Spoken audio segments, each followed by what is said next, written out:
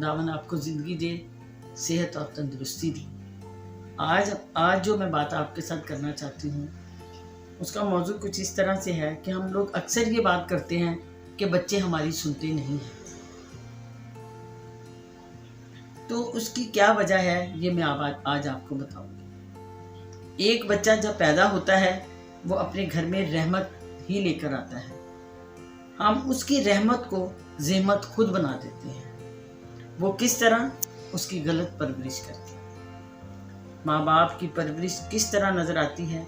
अगर हम अपने बच्चे को छोटेपन से ही अच्छी बातें सिखाएंगे तो वो अच्छा ही बनेगा, और गलत तरफ लेकर जाएंगे तो वो गलत।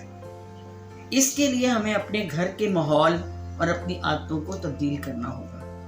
वो किस तरह कि जो बातें हम लोग अपनी नौ उम्री में करते हैं उनको तब्दील करके।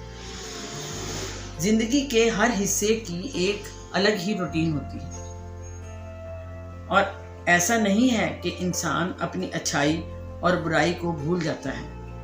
वो क्या अच्छा कर रहा है और क्या बुरा कर चुका है वो सब जानता है। उसको ये भी पता होता है कि वो क्या गलत कर चुका।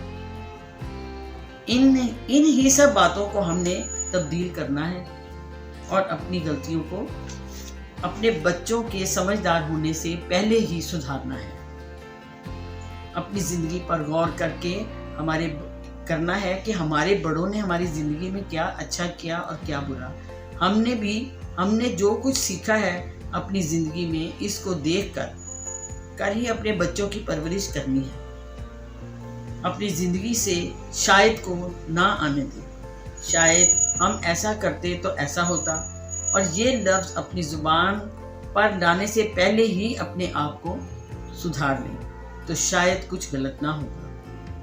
रावल के कलाम में कुछ यूं मरकूम है, लड़के की उस राह में तरबियत कर जिस पर उसे जाना है, वो बूढ़ा होकर भी इससे नहीं मुड़ेगा। खुदा उनके पाक कलाम के पढ़े और सुने जाने पे खुदा की बरकत हो। खुदा का शुक्र।